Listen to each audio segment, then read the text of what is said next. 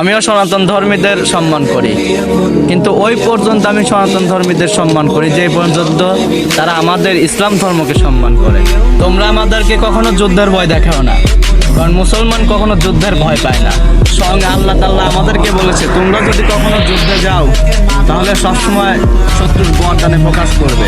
আমি হিন্দু ভাইদেরকে বলতে চাই, এটা দিল্লি নয়, এটা বাংলাদেশ। এটা গুজরাট নয়, এটা শাহজালালের বাংলাদেশ। এটা ইন্ডিয়া নয়, এটা মুসলিমদের বাংলাদেশ।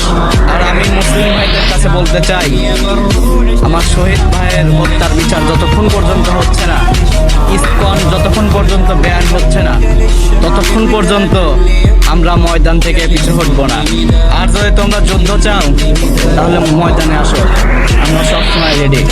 একটা কথা সবসময় মনে রাখো, মাঠে আসলে কোনো সময় তোমরা গর্দান নিয়ে ফিরে যেতে পারবে না। আর এখন আমাদের একটাই দাবি, ইসকন জঙ্গিবাদী সংগঠন ব্যান করা হোক।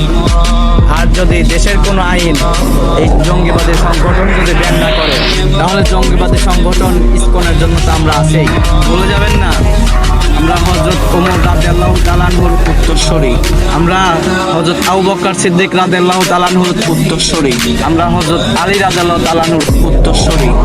আমরা লড়তে জানি, আমরা কোনো সময় ভয়ে পালাতে জানি না। আর যারা দলের স্বার্থে ইসকনের কিছু কিছু করছেন, তাদেরকে আমি একটা কথাই বলতে চাই, আপনাদের সাথেও একসময় দেখা হবে ইনশাআল্লাহ। ইনশাআল্লাহ বিজয় আমাদেরই হবে।